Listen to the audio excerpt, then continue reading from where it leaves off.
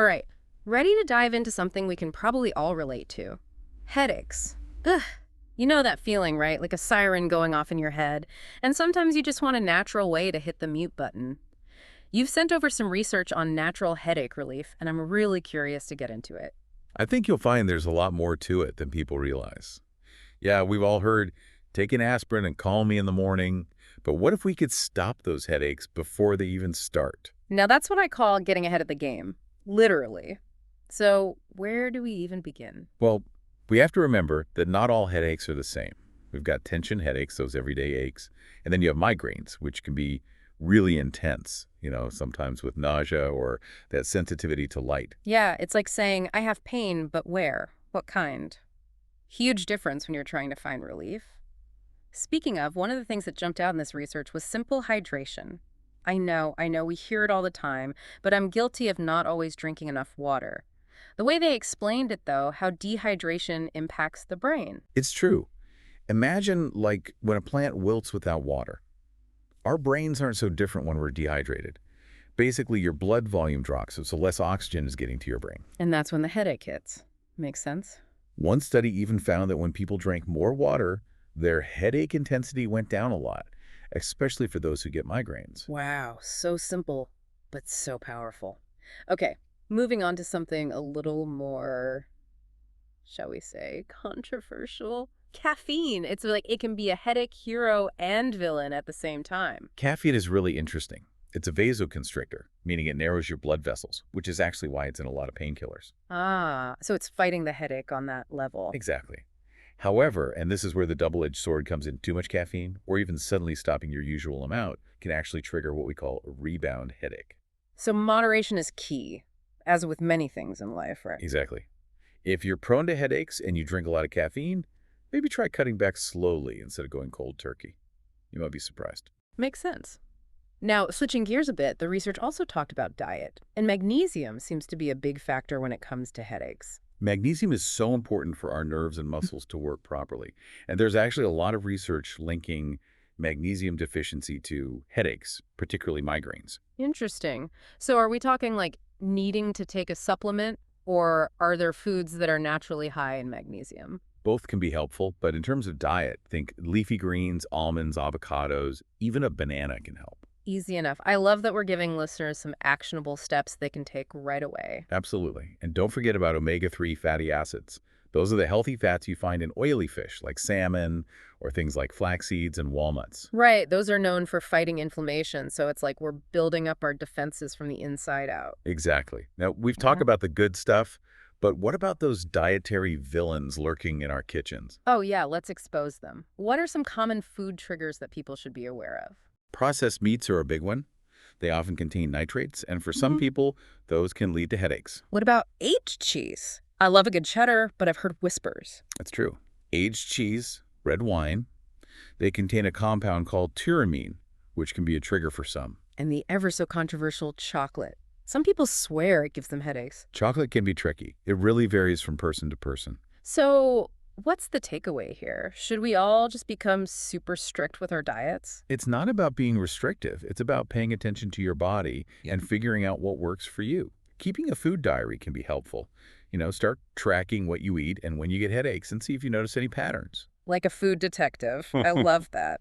So we've got hydration, caffeine, and diet. What other natural remedies are out there for those of us battling the dreaded headache?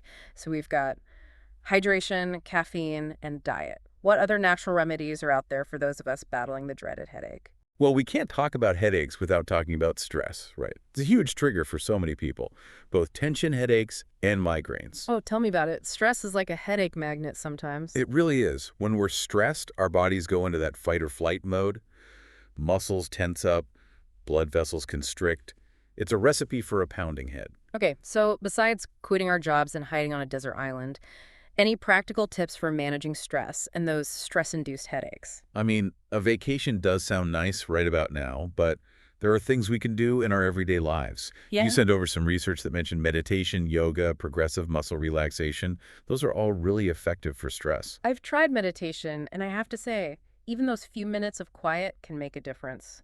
What about yoga? I'm intrigued, but not exactly a master yogi yet. Yoga's fantastic for headaches because it's a two-for-one deal. You've got the physical postures, but also the deep breathing and relaxation techniques. All of that together can really help relieve muscle tension, calm the nervous system, improve blood flow. Yeah, I can see how that would be helpful. Now, what about this progressive muscle relaxation thing? I tend to clench my jaw when I'm stressed, so I'm all ears.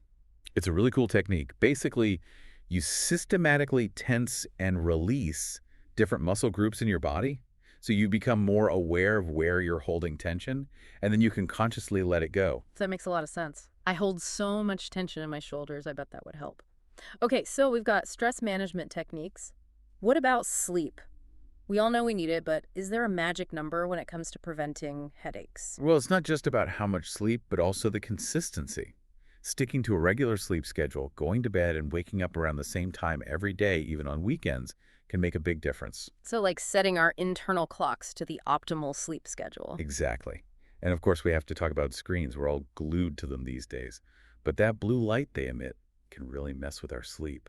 Ugh, I know it's so hard to resist the scroll, but I do notice a difference in my sleep when I avoid screens before bed. It's worth it. And speaking of things that can sabotage our sleep in our heads, let's not forget about posture. All those hours hunched over computers and phones. It's like our bodies are screaming, sit up straight. Right.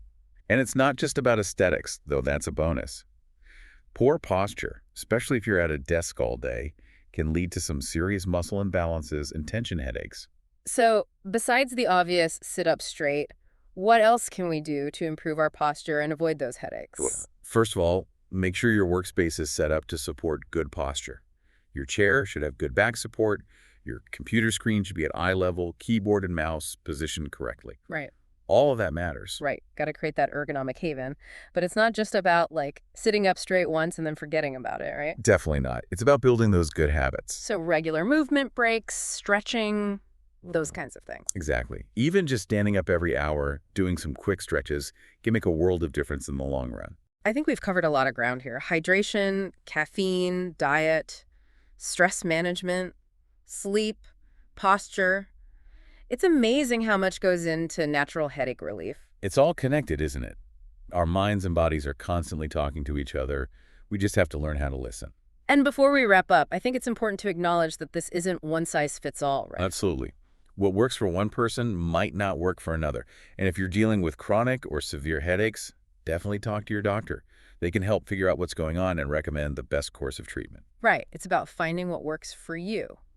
So as we finish up this deep dive into natural headache relief, what's the one thing you really want listeners to take away from all of this? I want them to feel empowered. Knowledge is power, right? Right. And with a little experimenting, a little trial and error, I truly believe people can find natural ways to manage their headaches and start living their lives to the fullest. I love that. It's about taking control, exploring options, and not just accepting headaches as a fact of life. So for those listening who are feeling inspired to tackle their headaches head on, what's a good first step? Good question. I'd say think back to everything we talked about today. What resonated with you the most? Was it the hydration piece, magnesium? Maybe giving meditation a try. Pick one thing, just one, and make it a part of your routine for a week, 2 weeks. See how you feel. That's a great challenge. It doesn't have to be overwhelming. Start small, see what happens. Exactly. Small changes can make a big difference. Couldn't agree more. Well, thank you so much for joining us for this deep dive into natural headache relief. We'll be back next time with another fascinating topic, ready to break it all down for you. Until then, happy listening.